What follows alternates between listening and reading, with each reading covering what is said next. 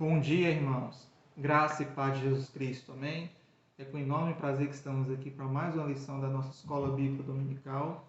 Hoje, como tema, nós temos a vida cristã, baseada na primeira carta do apóstolo Pedro, no capítulo 4, a partir do verso 1, quando nos diz o seguinte: Portanto, visto que Cristo padeceu por nós o seu corpo, armai-vos também vós deste mesmo pensamento, porque aquele que compadeceu do corpo já rompeu com o pecado.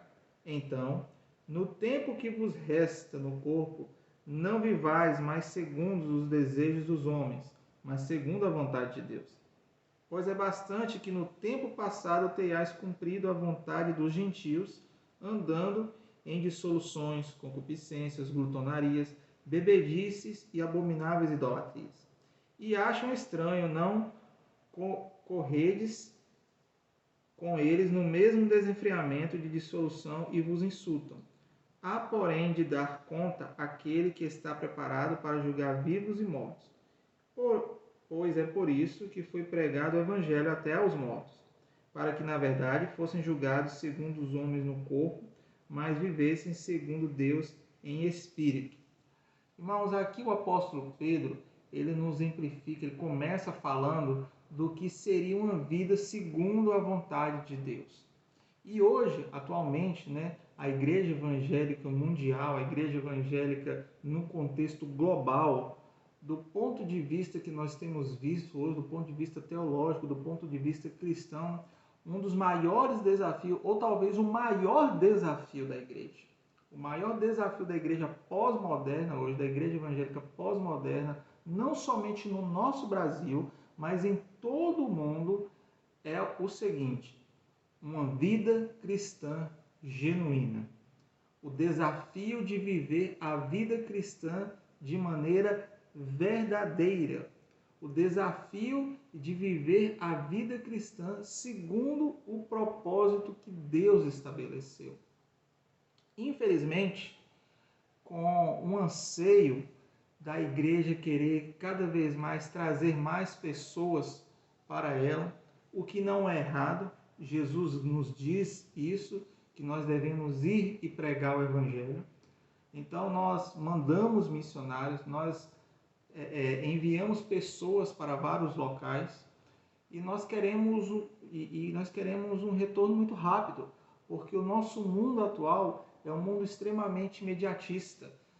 Nós vivemos hoje, alguns falam assim, que nós vivemos o evangelho do fast food, o evangelho do micro-ondas, que você coloca lá, esquenta no micro-ondas, 2, 3 minutos, já botou a comida já está quente, já descongelou, já está pronto. No fast food você vai lá, faz seu pedido, rapidinho a comida sai e você já lancha. Mas, irmãos, a vida com Deus não funciona bem desse jeito. E o imediatismo que nós temos vivido hoje no nosso mundo, na nossa sociedade, nos faz querer ter essa mesma pressa no Evangelho. E isso é uma das coisas que mais tem dificultado a igreja. Nós vivemos em um mundo totalmente globalizado, em um mundo totalmente conectado. Você pode estar em qualquer lugar do mundo e em qualquer lugar do mundo fazer uma ligação com seu smartphone para outra pessoa em qualquer outro lugar do mundo. Eu mesmo já conversei com colegas meus em outros continentes, já conversei com parentes meus em outros continentes, em uma ligação gratuita, e nós podemos fazer isso hoje. Então o mundo hoje nos permite uma conexão e uma comunicação muito ágil, e viver uma vida cristã genuína com base em tudo isso, sabendo que nós temos acesso à informação, acesso a todo tipo de informação, informação boa, informação ruim, informação útil, informação inútil, que chega para nós e muitas vezes nós não temos o cuidado, não fazemos como os cristãos de Bereia, que antes, quando eles ouviam alguma coisa, eles meditavam para saber se aquilo realmente era verdade. E nós não temos esse cuidado. E muitas vezes, com o anseio que nós temos de querer que a igreja fique cheia de pessoas, que a nossa igreja fique cada vez maior, que a nossa igreja fique cada vez mais lotada, que as nossas igrejas fiquem cada vez com mais pessoas, nós apelamos, como diz aqui em Minas Gerais, né? Nós apelamos, nós usamos de vários recursos para que essas pessoas, para que esse público-alvo venha até a nossa igreja. E muitas vezes, infelizmente, são recursos, são estratégias, são técnicas que não seguem o padrão bíblico. São estratégias, são recursos, são atividades que não seguem o padrão da Bíblia. Você vê que tem igrejas que são atividade em cima de atividade. Acaba uma campanha, começa outra. Acaba uma atividade, começa outra. Acaba um congresso, começa outra. Acaba uma coisa, começa outra. Fica sempre inventando, reinventando, bolando. Parece que você tem que contratar uma equipe toda para que a igreja possa funcionar.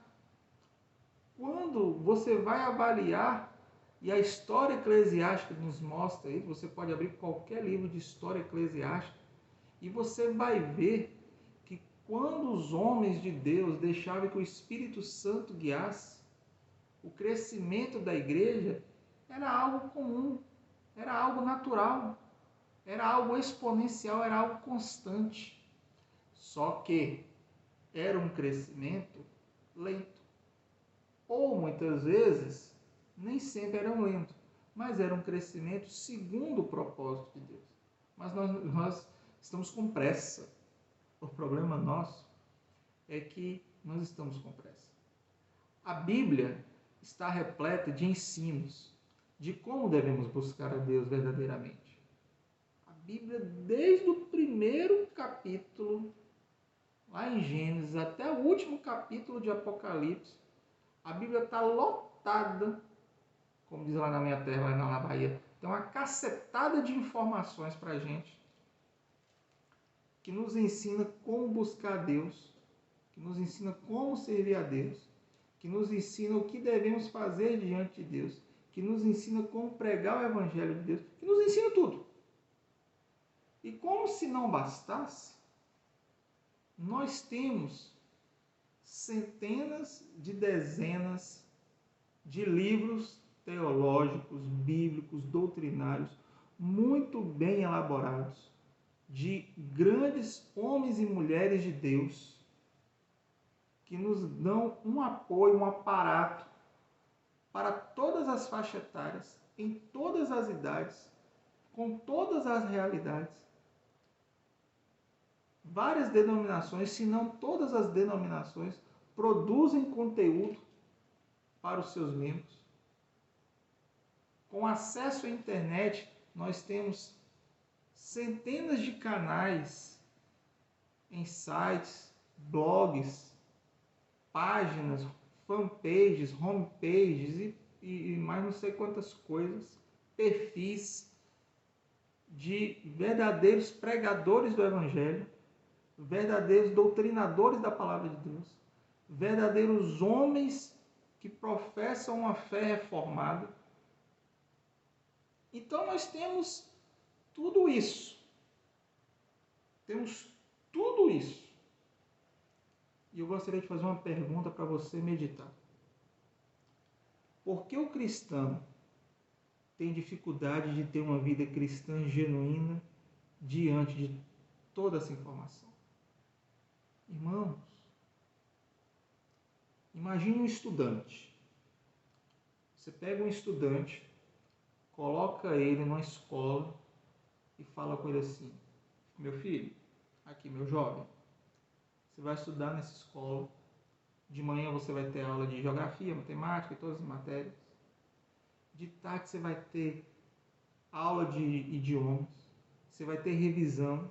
Você vai ter um professor ao seu lado. Você vai ter um monitor para tirar dúvida. Você vai ter acesso a todo tipo de informação, os livros. Você vai ter uma biblioteca imensa. Tudo do bom e do melhor. Você vai ter o melhor aparato.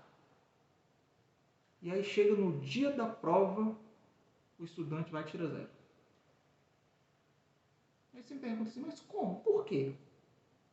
O cara teve uma aula, bons professores, revisou, aprendeu línguas, teve monitor, teve isso, teve aquilo outro, não sei o que, todo um aparato ao redor dele. Por que ele tirou 0? Essa que é o maior desafio que nós temos que responder. Se nós temos todo esse aparato, se nós temos todos esses ensinos, tudo isso para nos auxiliar na nossa busca com Deus, no nosso crescimento espiritual, na nossa vida cristã genuína, por que a igreja peca muitas vezes em coisas, em atividades, sendo que nós temos toda a informação para que possamos fazer da maneira correta? Com base nessa pergunta, por que o cristão tem dificuldade de ter uma vida cristã genuína diante de todos isso, de todas essas informações? Eu gostaria de destacar o primeiro tópico da nossa lição, que é o desafio da conduta cristã. Irmãos, você já teve a oportunidade de ir num presídio? Você já entrou num presídio ou numa delegacia? Ou em algum centro de acolhimento, de reabilitação de pessoas? Você vê ali dezenas de pessoas que vivem em situação assim, bem precária, né? Devido ao grande número de pessoas presas, devido a uma população carcerária enorme no nosso país, e há tantas e tantas coisas que não vem ao caso. Mas, quando um preso, um detento, ele tem bom comportamento, a pena dele é reduzida. E aí, dependendo da pessoa, ele pode até, dependendo da pessoa e do crime, né? Ele pode até ser solto. E aí, acabou. Ele pagou a dívida com a sociedade. O crime que ele cometeu agora já não está sobre ele mais a pena do crime. Por quê? Porque ele teve uma boa conduta. Ele teve bom comportamento. Ele se comportou direitinho, teve uma boa conduta na cadeia, e aí chegou o dia do alvará de soltura dele. Né? E ele recebeu o alvará de soltura e foi preso, foi solto e pronto, e agora ele vai viver feliz para sempre. A gente assim espera. Né?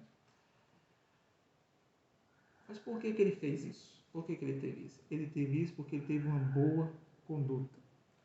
O cristão autêntico que vive uma vida cristã genuína precisa ter uma boa conduta. O cristão autêntico e verdadeiro, ele precisa aprender, como o apóstolo Pedro nos ensina aqui, a vida segundo a vontade de Deus. Primeira carta do apóstolo Pedro, no capítulo 4, a partir do verso 1. A vida segundo a vontade de Deus. Pedro, ele nos exorta a ter uma vida, uma prática na vida cristã e uma conduta cristã, um bom comportamento cristão, um testemunho cristão. Tem uma música que toca aí no rádio, e eu já escutei algumas pessoas falarem essa expressão, e é uma expressão muito interessante, quando diz assim: eu quero ser a Bíblia que o mundo vai ler.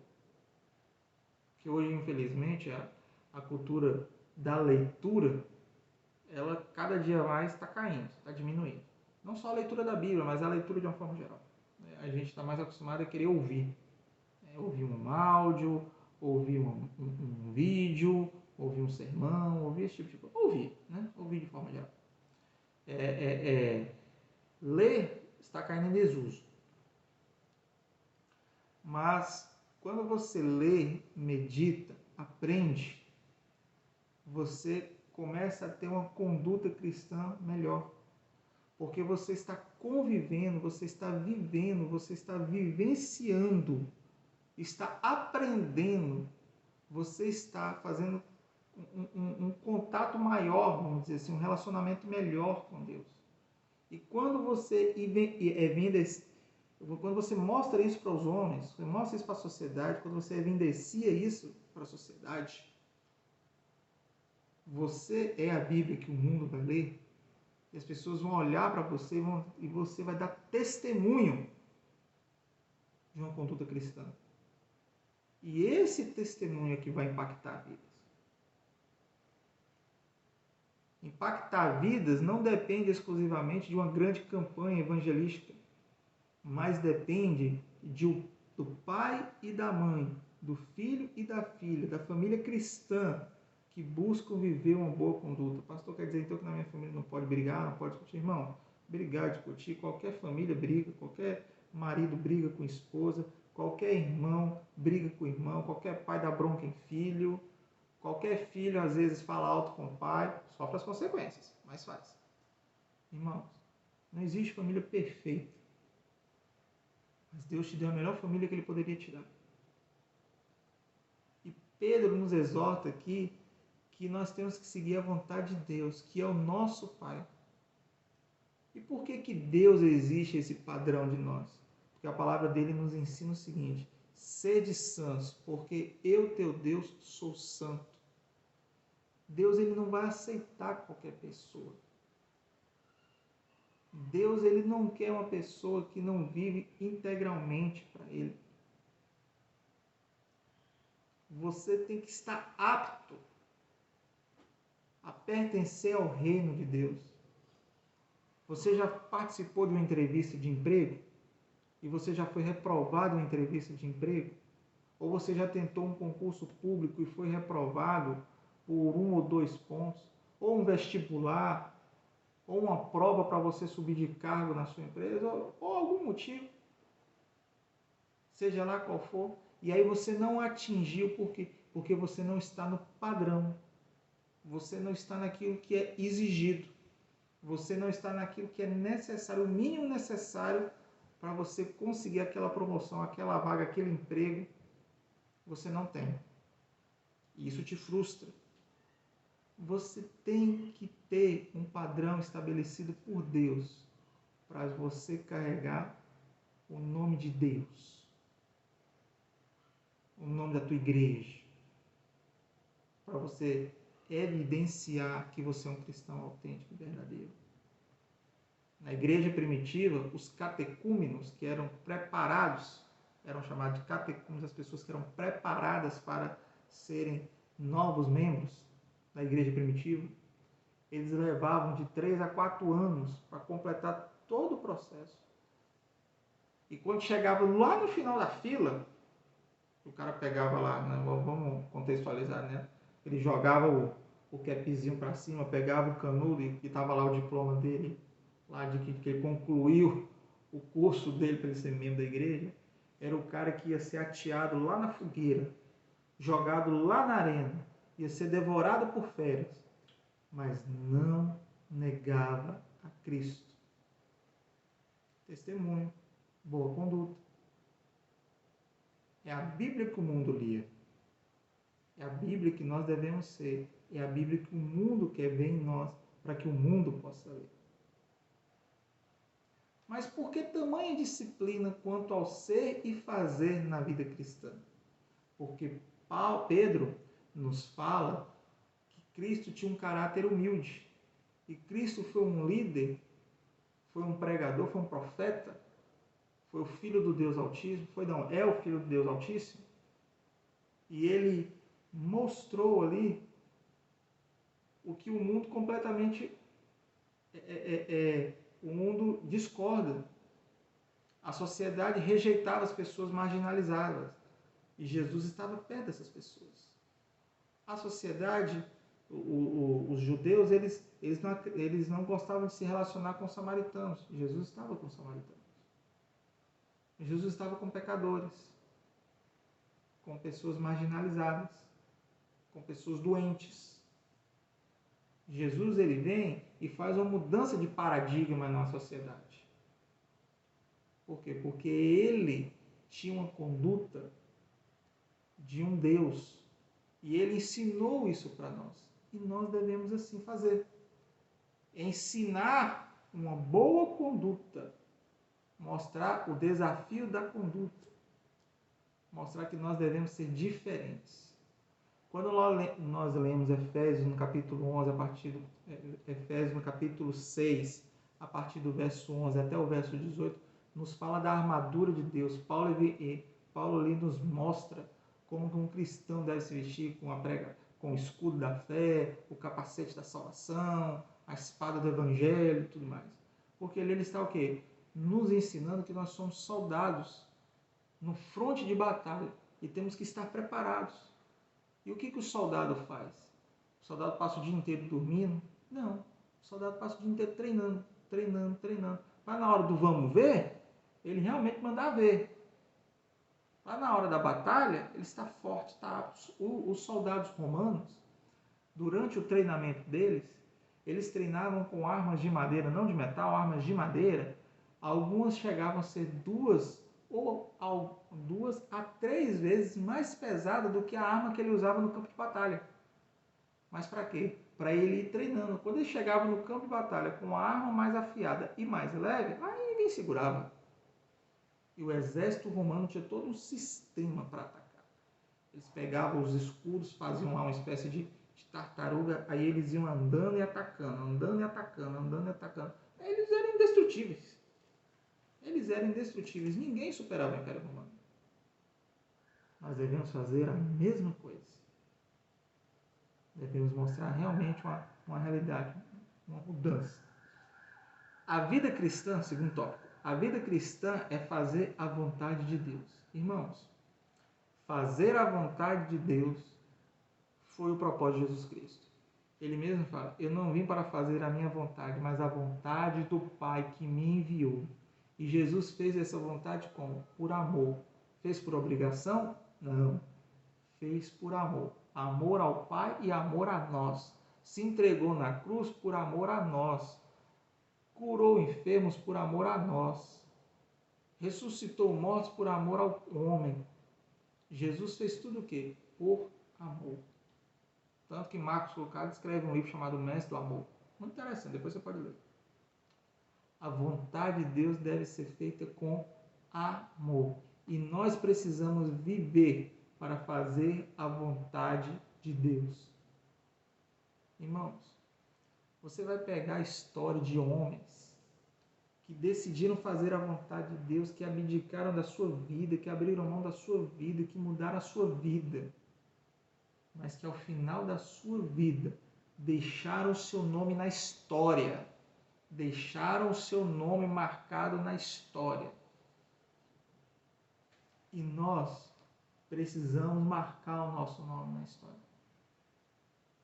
Depois você pode digitar na internet, assim, só a título de curiosidade, marcas e empresas que sumiram, desapareceram e você nem percebeu. Por quê? Porque não fez falta, não fez diferença para você. Mas quando você marca a história através do Evangelho, daqui a 10, 20, 30, 50 anos, vai estar lá uma nota de rodapé, ou uma página, ou um parágrafo, ou uma anotação de alguma coisa que fulano de tal, em algum lugar, fez algo tremendo para Deus. Já pensou daqui a 30, 40 anos, falar que você teve a oportunidade de fazer algo tremendo para Deus lá no continente africano, ou no continente europeu, ou lá na Oceania, seja lá onde for?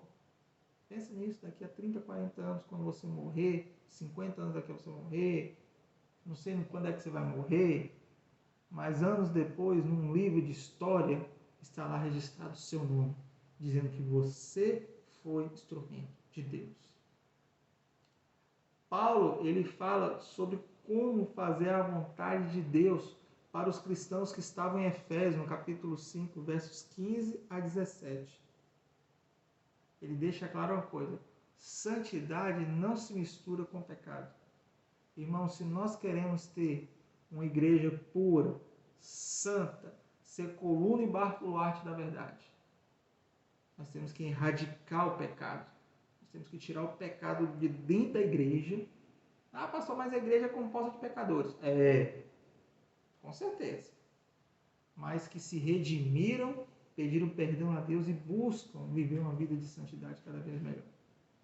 Mas quando você entope a igreja de pecadores, que não tem um coração mudado e transformado, meu irmão, você só vai fazer o seguinte, você só está colocando água para o barco afundar. Só isso. É a única coisa que você está fazendo. É enchendo o barco de água e preparando para afundar. Ajudando ele a afundar. E para completar, você ainda faz uns furinhos assim no casco, para ver se ele afunda mais rápido. Nossa, é sério. É muito sério. E nós precisamos entender isso. Que cristão não compactua com o pecado. Sofre perseguição, apanha, passa por provação, mas não compactua o pecado. Não abre mão daquilo que Deus ensinou para ele. E por último, o nosso próximo tópico é a vida cristã e o sofrimento. Eu acho engraçado, para não falar outro nome, para não falar que é ridículo e antibíblico, quando eu vejo no rádio, ou em carro de som, ou faixa pendurada escrito assim: venha para a nossa igreja e tenha uma vida mudada. Venha para a nossa igreja e tenha uma vida próspera. Venha para a nossa igreja e aqui Deus fará coisas tremendas. Seu patrimônio vai dobrar, sua fazenda vai crescer, não sei o que, pererê, pererê, essa coisa toda. E aí eu vou lá no cristão, na igreja cristã primitiva. Eu acho que se eles fossem fazer esse tipo de propaganda, eles falam assim: venha para a minha igreja e você vai ser perseguido. Venha para a minha igreja e você vai passar por provações. Venham para a minha igreja e vão tentar te prender. Venham para a minha igreja e vão tentar matar a sua família. Venham para a minha igreja e vão atear fogo em você vivo. Venham para a minha igreja. Será que iremos para a igreja de Cristo? Já parou para pensar? Já parou para pensar que nós temos que fazer a diferença? Pastor, vamos sofrer. Vamos sofrer. Jesus sofreu. Todo mundo sofreu. Paulo sofreu, Pedro, André, Tomé e por aí foi. Sofreu. Será que nós não vamos sofrer também? Somos melhores? Muito pelo contrário. Muito pelo contrário. No momento em que nós vivemos para Cristo, preparamos a nossa vida para renunciar muita coisa. Muita coisa. Irmão, você pode pegar a entrevista de qualquer atleta campeão. Qualquer um, em qualquer categoria. No halterofilismo, na canoagem, no fisiculturismo, não importa.